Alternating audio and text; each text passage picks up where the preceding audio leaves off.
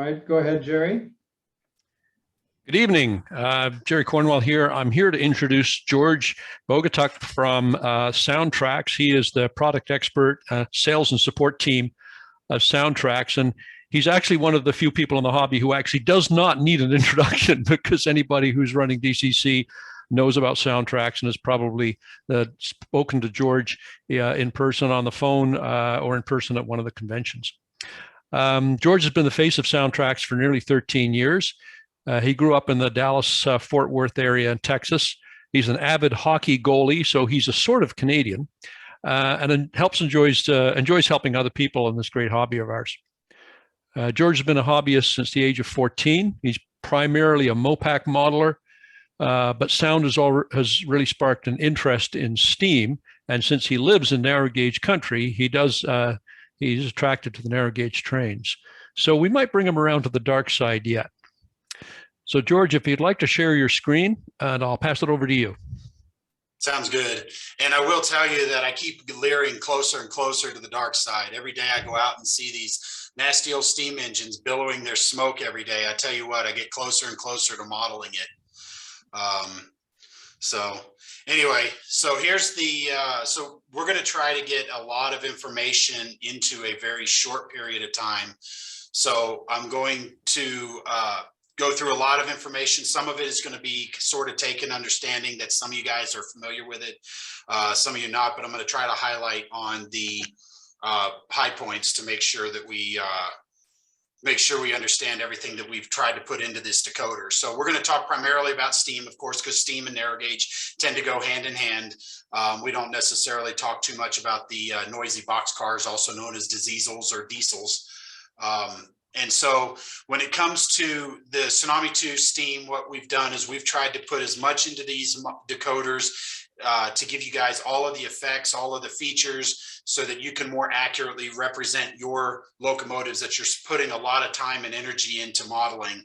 I know, why I say I keep getting closer to the dark side is I just got done doing a 1862 440 with all the pipes, details, levers, cables, everything. Basically had to rebuild it from scratch. So if you guys want to see that, I have a short little video introduction on the on our YouTube channel to kind of show that. So steam is always something that really comes to life with sound.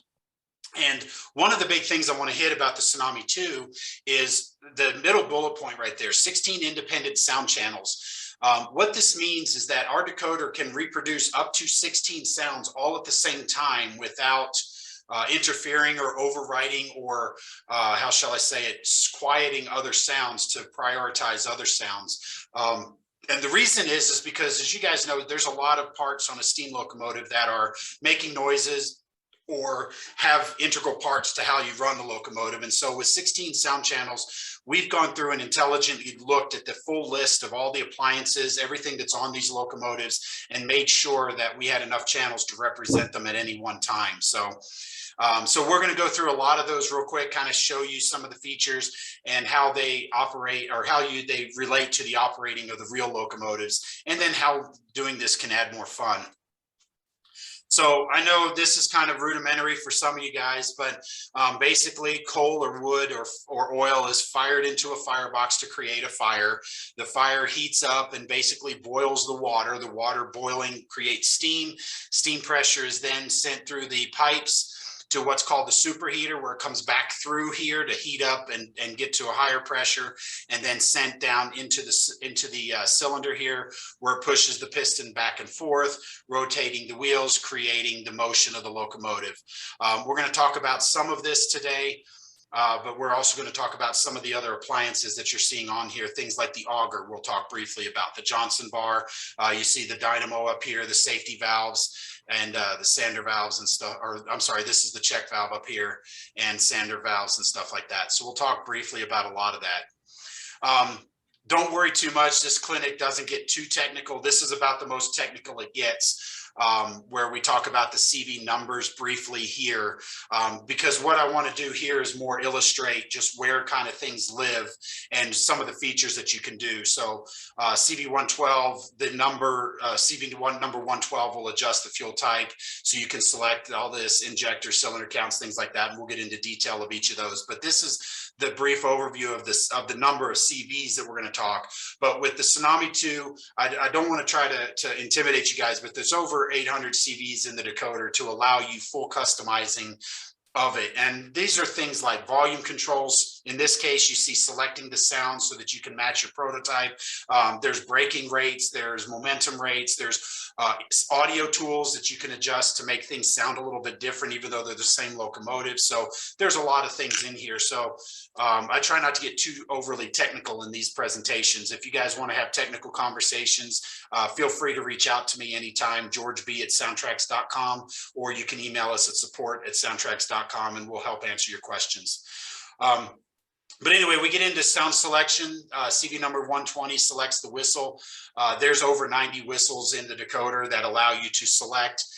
These are single chime, 3 chime, 4, 5 chime, 6 chime whistles, and recorded from all over the country, and in some cases all over the world, to give you more choices. There were many times the whistles were not standardized in the day. So a lot of times engineers had their own whistles, and so they would then apply that to the locomotive before they ran. So this gives you a little flexibility to find a whistle that you like or is close to your prototype. But with 90 whistles in there, there's probably going to be one that you can find. CV number 122 selects the bell and the bell ring rate. And what this does, there's a series of brass bells, light, medium, heavy brass bells. There's a series of steel bells and different types of bells.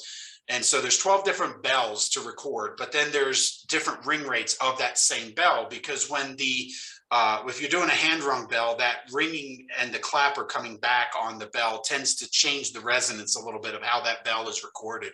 So we've gone through and done that. So it gives you 54 different recordings from those 12 bell options. Like I said, slow hand ring where you can hear the clapper hit the bell twice, all the way up to a fast air ring where you basically hit it once, and before the resonance stops, you hear that second one. So you've got a lot of choices here to match your prototype. CV number 123 selects the exhaust chuff. Now we have 10 different exhaust chuffs in the decoder, 3 light, 3 medium, 3 heavy, and then the geared. But one other thing that this goes back to the 16 independent sound channels, but when you select the exhaust chuff, it also selects different blowers. And you can see one of the blowers over here. And what the blower does is it injects steam out of here, out of these pipes and up into the exhaust stack. And what it's doing is it's creating a draft to try to help draw that hot air from the firebox through the flues and out the stack when the locomotive is sitting still. So when you change the exhaust chuff, of course, the exhaust chuff tone and sounds change, but you also change the blower, and the blowers can range based on whether it's a heavy locomotive or a light locomotive. So this blower sound will play whenever the locomotive is stopped, because that's typically when it would run. And then as soon as you start running, then the engineer would shut the blower off, and then the exhaust chuff coming up out of the cylinder would then create the draft and draw the heat. So this is just the level of detail that we put into the decoder. Now, some of the other factors for the chuff, you have cylinder count. So traditional locomotives, you have 2 cylinders, 1 on each side, but you can also create a 3-cylinder where there's a 3rd cylinder in the middle between the axles. And then there's also 4-cylinder, like you see the big articulated locomotives. And you can do this on both the Tsunami 2 and the Econami. And with the 4 exhaust chuffs for the articulated locomotive, you can have wheel slip. And in this case, it's the sound of the exhaust chuffs or the engines, if you will, running in and out of sync with each other. And so with that, there's all these different factors that you can create a realistic chuff to match your locomotive. Also, we have a feature that's been in Soundtrax products going back many years, back to some of the early sound systems, called dynamic digital exhaust.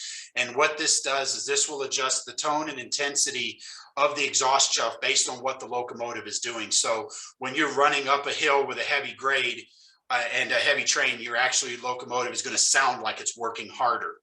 And then same thing when you crest the grade and you start descending with those freight cars pushing against your locomotive, you're going to hear that chuff sound back off. So There is a short calibration process. Again, we have many YouTube videos to explain how to do all that. And then one thing I do want to point out is our Econami only has a throttle-based dynamic exhaust. So it's only changing the exhaust tone when you change the throttle. So you want to have a little bit of momentum to get that sound. But that's why the Tsunami 2 is separated and that much better, is because it has that load-based intensity. Now, CV114 is what's called the chuff rate. And it basically takes the rotations of the motor when you set that and determines that X number of rotations of the motor will equal a chuff. So think of it as a digital cam. So when the motor's turning, the decoder's watching that and can detect the rotations of the motor so that it knows how fast or how many times that motor's turning. So when you adjust the chuff rate, the decoder is actually watching the rotations of the motor and using that as its mark. So if you set the CV114 to to any value, it's watching that in rotation. So if you encounter a grade and your locomotive physically starts slowing as it's working uphill, you'll hear that chuff slow down to match the time with the rotations of the wheels. So the good news is you don't have to spend time taking your axles apart and gluing on these cams and doing any of that type of stuff. The decoder does that for you with a digital cam. So this is one of those things that as a modeler myself, the chuffs have to be right on. And so this was something that had to work the right way before I would release it out of engineering. So if it didn't work, I'd send them back, say, nope, doesn't pass. Anyway, CV112 here, you can select the type of fuel. So you have hand-fired coal, wood, oil, or coal-fired with an auger. And the auger sound, of course, will play in the background. There's also a function called fuel loading. And so when you select the different types of fuel, that sound will change also. So there's over 50 different sound effects that you can select and adjust for these decoders to really dial it in and match it up. The second there, you see the different types of injector. You have a lifting, which will basically works like a soda straw and sucks the water up to the injector on the side of the boiler and then pressurizes it and forces it through the check valve. Then you have the non-lifting where the water essentially pours into it. There are subtle differences in the sound, but there are differences. So this allows you to select between the two. You can also select a manual Johnson bar versus a power reverse. So as you know, locomotives, as they started getting bigger, moving that manually became a little tougher. So they had the steam powered power reverse to help assist with the adjustments with the Johnson bar. And then here's where you enable the 3-cylinder locomotive, chuff cadence, or the articulated exhaust, and then the slip rate, as we talked about briefly. Here's your list of the default function assignments. These decoders do support 28 functions, which most of the modern DCC systems do. One of the things you'll notice is the lights are moved higher up to function 24, 25, and so on. And part of the reason for that, and we'll get into it, but F5, F6 is replaced with some of the things you may do when you're actually running the locomotive. So adjusting the cutoff, adjusting the drift, things like that. So we gave you more of the operational stuff in the single button presses with your DCC system. And since lights, things like number boards or firebox, you typically turn on and leave, we move those to the higher functions so that when you have to push multiple buttons, you're not having to do that to do the operational stuff. But some of the highlights here I'll talk about is the cylinder cocks. We've got the cutoff, as I talked about, cylinder blowdown. We'll talk about that. The brakes, and we'll talk about what these all mean here. And then you have wheel change, water stop, fuel loading, ash dump, and so forth. So we'll talk about briefly these each. So what is the working cutoff? So the working cutoff is manually adjusting the Johnson bar. So when you're running, you have your dynamic exhaust taking over and running, but you can also manually adjust this. So function 5 will basically simulate shortening the amount of time or adjusting the cutoff shorter periods to simulate once your train is running at speed, you typically aren't applying full steam pressure into that cylinder. So to be more fuel efficient, you can reduce the time that steam is injected into there. So it changes the chuff timing and the chuff tone. Function 6 will then basically undo that and adjust the Johnson bar back so that you can go back to normal mode. But one of the things here is function 5. Basically, we've driven this Johnson bar here. I think there's 24 notches across, but we've divided it into 4. So that way you have 4 notches and then you have drifting. And drifting basically takes the steam pressure away and as you coast downhill. So when you're drifting, like I said, the last notch of the adjustable cutoff allows you to drift. Things that we have in there is a new rod clank sound, which I'm really excited about because the original Tsunami and the Econami actually has more of a pinging sound to the rod clank, whereas you want that clunk, clunk, clunk sound. So the rod clank sound's really improved in my opinion. You also add the valve of the leaky valve packing sound, so it's as the cylinder's running, and then of course the lifting and dropping of the snifter valve. And all of these are designed to give you, again, more of those sounds of what the real steam locomotive would do. Now, when it comes to lights and dynamo, I still get calls from customers. You know, we're not around steam locomotives as much as people were in the day. And so when they turn on their steam Tsunami 2 and they turn on the headlight, they hear this high-pitched whining sound. And I still get people today asking, is there something wrong with it? Is there interference? And obviously the answer is no. We have this dynamo. It's a steam-driven electric generator. And what it does is it obviously generates electricity for the lights on the locomotive. And one of the cool features we have is a dyno light hyperlight effect that will gradually increase the intensity of the light brilliance to match the sound of the dynamo spooling up. So it simulates that light turning on. And then when you turn it off, the light goes down and then you hear the dynamo spool down. But the good news is about all of these sound effects we're going to talk about, everything has its own volume control and you can adjust and select which sounds play. So you get full customization. So like say, for example, that locomotive I was talking about in 1862, they didn't have electric lights. So the dynamo sound would go away. And that's just more of the ways you can customize the decoder to perform to match the locomotive. Now, when we talk about the brakes, function 11 is basically the brake application.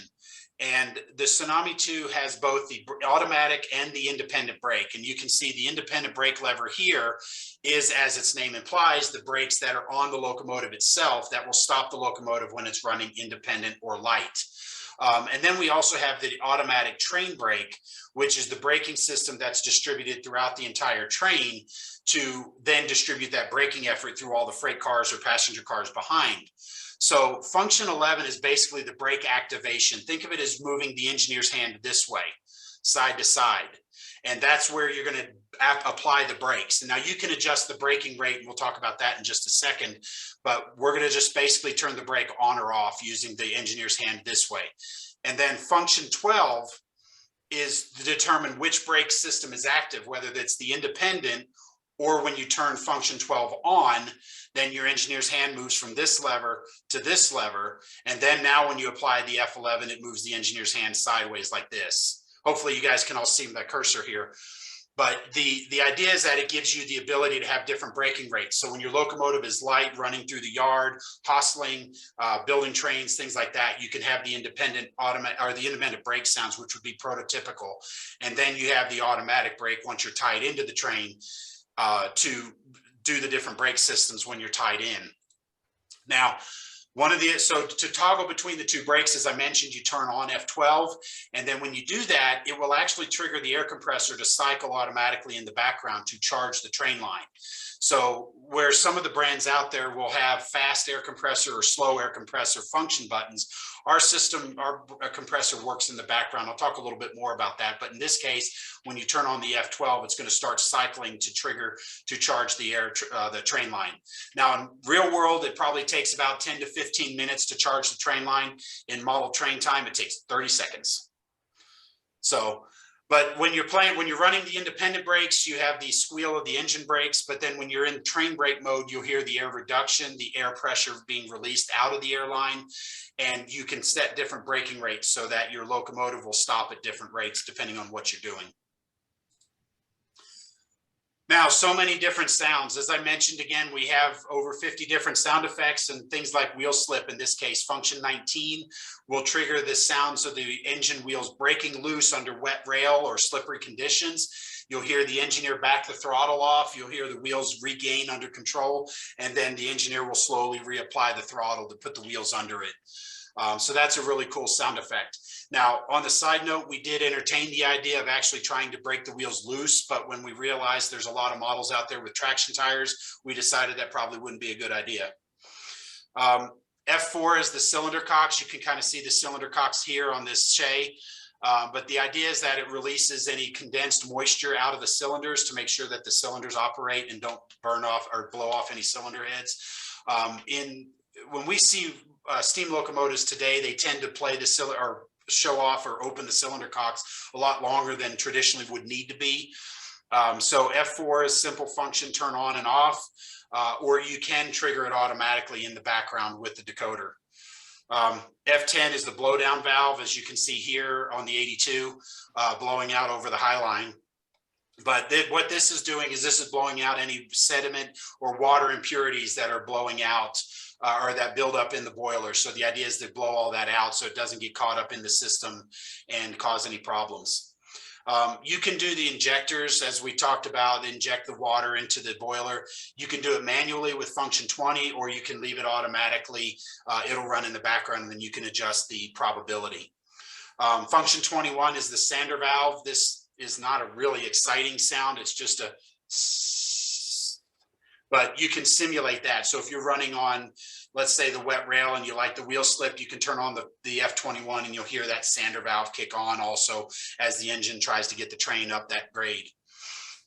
This is included in the decoder, but it's not necessarily the most common thing that people like. But the cab chatter, depending on what era model you're running, if you're modeling, more modern steam, you can have the cab chatter radio. Otherwise, you can disable it or turn the volume down to 0. And then, of course, there's the famous conductor with his all aboard call. Now, this, in my opinion, is kind of one of the cool things that we've added into the Tsunami 2 is all these servicing functions, because we all have engine facilities in our yards. And we when you have a hostler or a operating facility, or hang on a second, let me think for a second. Take two.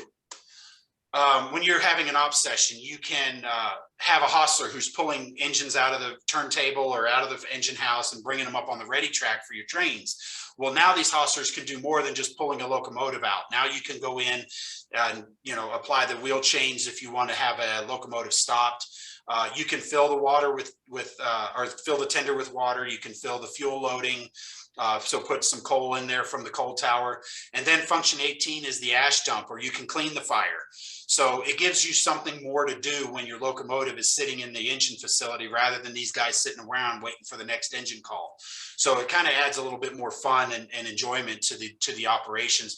Plus, it slows down the operation. So if you are on the road and you want to clean the fire, or you're pulling an engine into the facilities for the night, you can do all this. And the sounds change, as I mentioned, when you select the different types of fuel. So if you have an oil-fired locomotive, the ash dump and the sound of the cleaning grates doesn't happen because it's an oil-burning locomotive.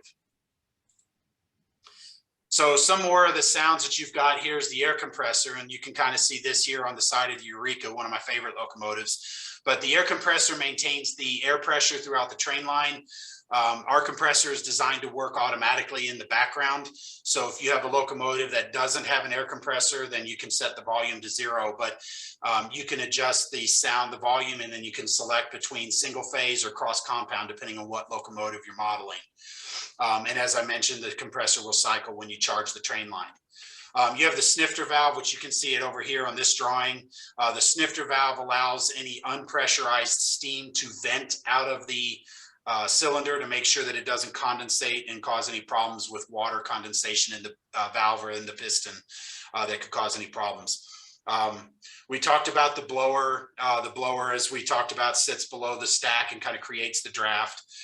Then you have the safety valve pop off here.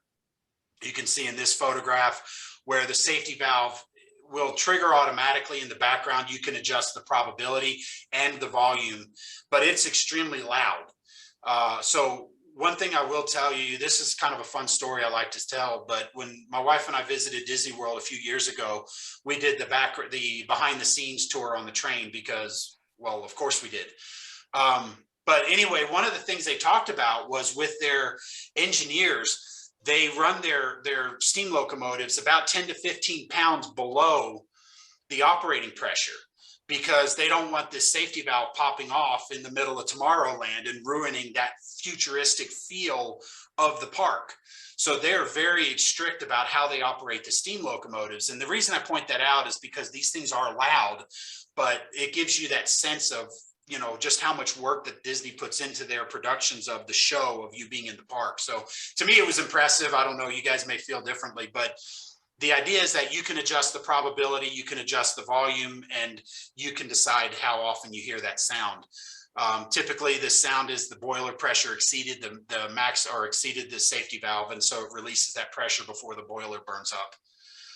And then we talked about the rod clank. Like I said, this is one of my favorite new additions to the Tsunami 2 is changing that rod clank.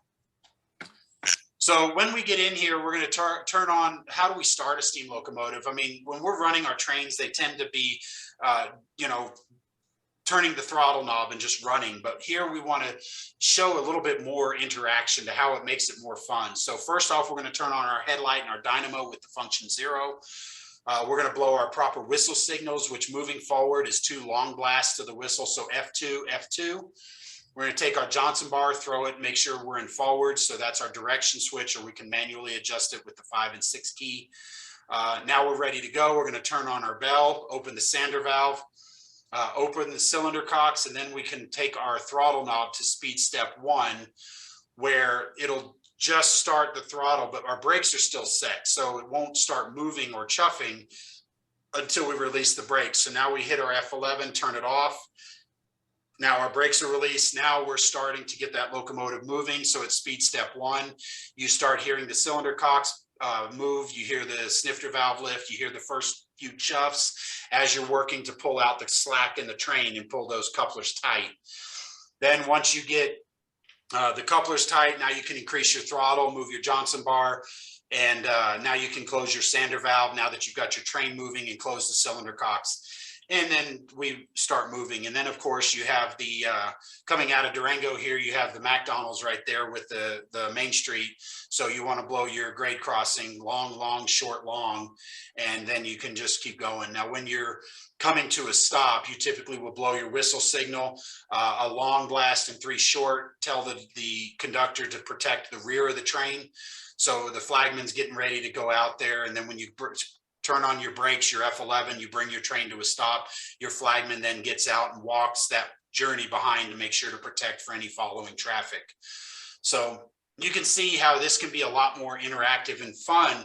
And then with a lot of those automatic sounds that play in the background, you can hear all those sounds and really appreciate that steam locomotive for what it is. I mean, we put a lot of effort into making all the details and putting it there to make sure our models are accurate. Why not run them the same way? So I know this was a ton of information in a very short period of time. So guys, again, feel free to reach out to me anytime, georgeb@soundtrax.com. That's B as in boy. Or you can send an email to support@soundtrax.com and we'll answer any questions you have, or if you want to dive deeper into any of this. But to finish up, understanding steam locomotives is key to Tsunami 2. We didn't just make a noisemaker. Anybody can do that. Heck, you can get a greeting card that makes noise. But we wanted to have an interactive sound system so we can realistically represent that locomotive that we've put so much work into. And then, as I mentioned, with 16 independent sound channels, there's no sounds that are superseded because other sounds are playing. There's decoders out there. Some of our biggest competitors, the air compressor sound will disappear because somebody turned on the bell. So again, we're trying to recreate that realistic scenario, and that's what we've done. Again, running trains can be more than just adjusting a throttle knob. And then when we use our steam locomotive more like the prototype, it makes our operating sessions more fun, interactive. And then our short layouts are always, I'm sure all you guys believe, all of our layouts are always too small. I agree, I'm with that. But now when you're actually adding in all that work, those short layouts now don't seem so short because you're doing all this extra stuff to help make the locomotive operate. So here to finish up, feel free to subscribe to our YouTube channel. We post short little videos on there. They can be install videos, feature videos, tips on how to do specific types of, like, for example, I talked about, we have the dynamic exhaust calibration videos on there. There's all kinds of things, talks about the audio tools. You can also visit our website at soundtrax.com, get the steam and diesel users guides for your respective locomotives, and be sure to subscribe to our newsletter for any updates, tips, things like that. We sneak in there every now and then. So with that, here's some links, manuals. We have webinars. The webinars are classes that we're doing similar to this, that are based on the classes that we've done here in the past. So there's things in there, a whole webinar on how to solder and how to, what is DCC and how does it work? I mean, a lot of us don't understand what's going on behind the scenes. And so we put out a video to kind of show you what's actually happening on the rails, because knowledge is power. And when you know what's happening, you can see how the decoder is responding. Now you know what the command station is doing and which buttons you're pushing. So, and then the newsletter, sign up, and then social media, follow us on the Facebook, the YouTube, the Twit, and the Instagram. So we've got a lot of things out there. We try to share as much information. And with that, I'll open the floor briefly for questions so you guys can get on with your evening. But hopefully this has been informative. Like I said, I know it's a lot in a very short period of time, but feel free to reach out to me and I'll be happy to fill in the blanks if I missed something or glossed over something you wanted more information on. Thanks, George. This has been really fantastic. So ask people to put their questions, please, in the chat box. I've got a number of questions to follow up with. First of all, a comment from Phil. What would John Allen think of these sound decoders? Wild. Amazing, right? Yeah, exactly. It sort of boggles the mind when you think of a guy with that creativity and originality, what he would do with the stuff. And now a comment, and I somewhat sympathetic to this idea, and that is that's a lot of keystrokes, too many for me. But I believe you can automate almost all of these functions. So Correct. You can choose to operate everything manually, or you can choose to have it on demand. So right. Absolutely. You can adjust this to be almost fully automatic. So you can fully adjust that and make the decoders do what you want. So we've taken all of that into consideration because, like you said, not everybody's wanting to sit here and push buttons and twiddle knobs and whatnot, but there are ways that you can make things automatic. So, George, my understanding is the way the Tsunami 2s come out of the box is that a lot of these things are automated. The default is that it does it by itself.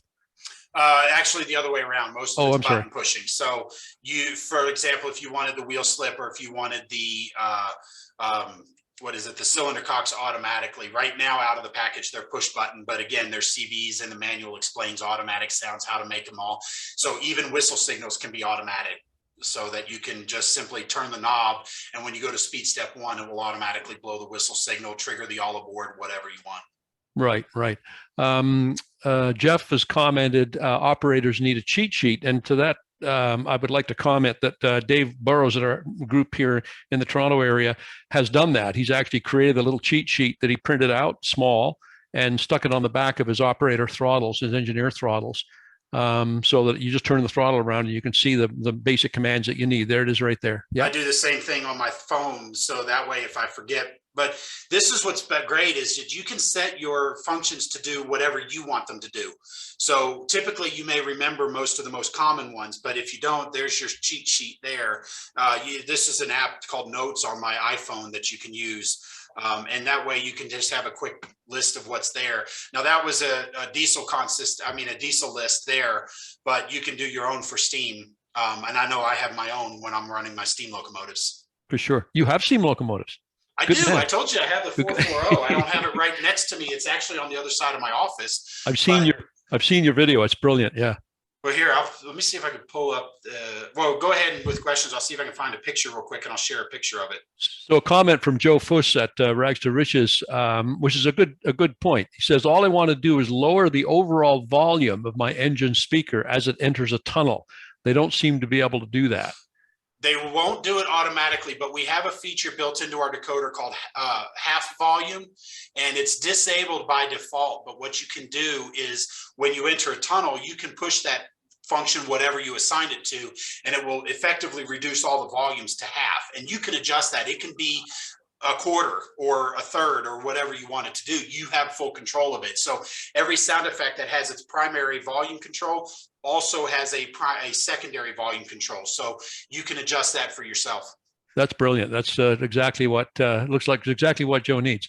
John Share comment, I hope this will be on YouTube. It will be. We usually post a week or two after the presentation. And Phil says, great product support. Thank you.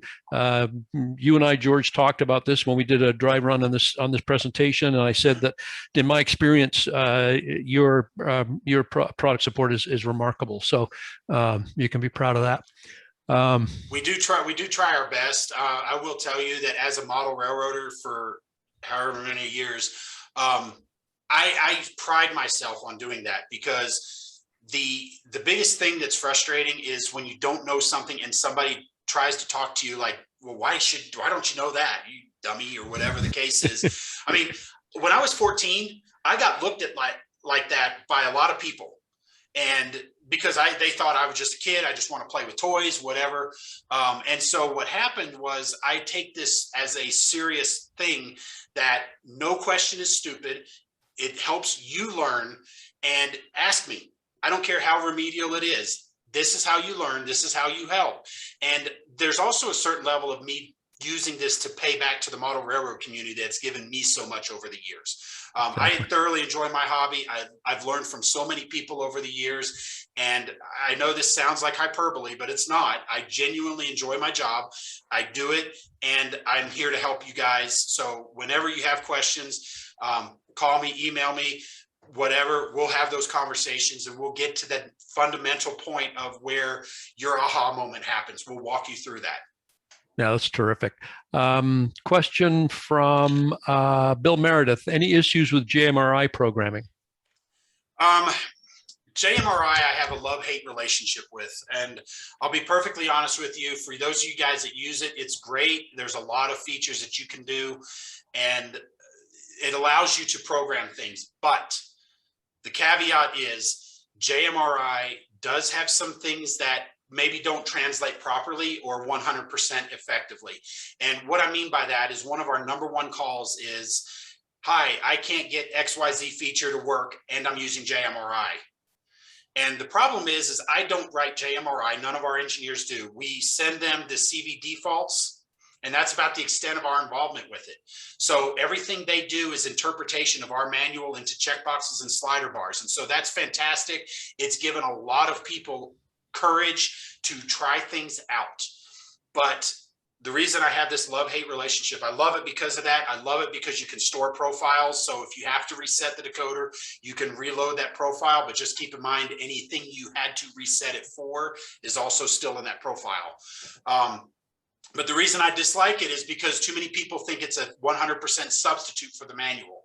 And so what we tell you in the manual may not be what they interpreted into the checkboxes and slider bars. So the first thing I recommend is, if you do use JMRI, use it, great, more power to you. If and when you run into a problem, grab our manual, read how we do it. We tell you to do it, program the CVs directly. You can always read back into JMRI, find out if you misunderstood the note, or if they did in their programming, and bring it to their attention to make sure that it is fixed. I will tell you that I stopped using JMRI long before I donned the purple shirt, because of function mapping issues that the JMRI would not do what I wanted it to do. And I could do it with the CVs directly. So at that point, my thought was, well, then what's the point if I got to program the CVs anyway? So I quit using it. So I have not used it for anything other than speed matching in the last 12, 14 years. Right. Question from Dan. What decoder did you use in the 440? This was a TSU 1100 for steam. So part number 884006. There was internal modifications I made to fit that and a current keeper in the tender. And after I cut down the tender deck and removed that fake wood load that they had and put a real wood load on it. So space was tight, but 1100 and a current keeper can fit in that tender. Okay. I'm not finding a picture, so if you guys want, if anybody wants to, I can run over here. It's sitting literally on the other side of the room because I used it for another presentation this morning. I'll grab it and show it to you guys to say, look, I'm not just talking. Go ahead, give me 1 second. I'll grab it out of the box, and then you can ask the next question while I'm getting it out. Hold on. Okay. So they had a question, how do I remember the different functions, F1 to F20 from Reiner? And I think we've already answered that. You can download that information from the website and have all your functions either on your iPhone or print them out and stick them on the back of the throttles. Thanks so much. Any news on the K28? I don't at this point in time. And the reason for that is not because we don't want to make it. It's because right now nobody's able to go overseas to China to oversee new production, new development, anything like that. Yeah. Our current production factory came back to us with some prices to do some reruns for a K27. And for us to do a rerun of an HON3 K27 that sold last time for $475 would now retail at $1,300. Oh, yeah, I know That's that probably not getting any cheaper the longer we wait. So the pricing in China has gotten crazy. Yeah. So the problem is until we find a new factory that can get these prices within reason, we're not going to go run overseas and tool a brand new locomotive, because you can probably add about $400 or $500 to that for a brand new tooling. Yeah. It's frustrating. Nobody wants them more than us because we make a living doing this. And if we can't sell something, we can't make profits and then therefore grow the company. So we definitely do want to have something on the shelf. Best thing I can say is I understand your frustration. Please be patient, and hopefully within the next year, we'll be able to get over there, get all this stuff worked out, and get them back, get Blackstone just in general back in the production. Because right now, like I said, I don't think any of you want to pay $110 for a boxcar. Right. I don't.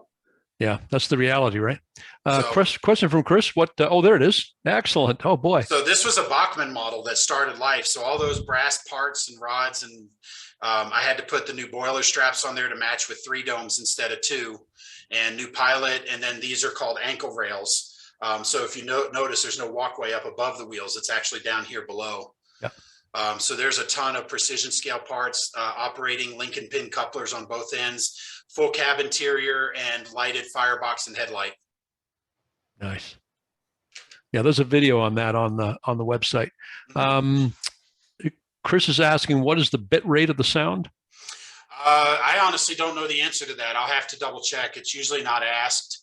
But I do know, I mean, we have 16-bit depth sound. So think of it like HDTV versus our old rabbit ears. I know that's not what you're asking. I don't know the sample rate, but the idea is that the depth of it is better than what has ever been in the past. I don't have the actual sample rate of what you're asking for, like whatever 1,000. Yeah, I'm hoping you're going to say it's better than 16-bit, because that's CD quality. Well, right, but the problem is the biggest challenge you run into is the human ear can't hear much better than 16. Yeah, especially the small speakers. You know, I do agree. Correct. And so that's why we haven't really pushed to like 32-bit, because all it is a bullet point on a sales sheet. Okay. Question from Jonathan, and this is the last question. Can you make part of the Loco, can you make part of the Loco startup automatic? I believe the answer to that is yes. Well, the Loco starts up, the sound start up immediately as soon as track power is applied, because steam locomotives take hours to fire up.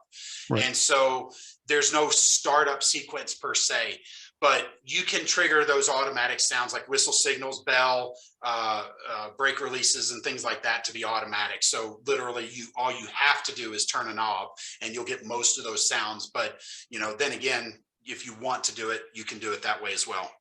Okay. And final question, final. Dan has asked, he's an FN3, he'll be using the TSU 4400. So all of these CVs are the same for that? Yes, sir. Yeah. So everything's the same, whether you're buying a TSU 1100, TSU 2200, or 4400. All of these features are in all of those decoders. The only difference is the physical hardware. Well, thank you, George. That wraps up our questions. And I think this has been a delight. Thanks so much. And I think we're over to Russ. Okay. Thanks, guys. I appreciate the opportunity to talk to you tonight. Thank you, George. Appreciate your presentation, and means I've got to go into my train room and do some tinkering. Well, I was trying to do that when I came visit you. Carry on back. Yeah.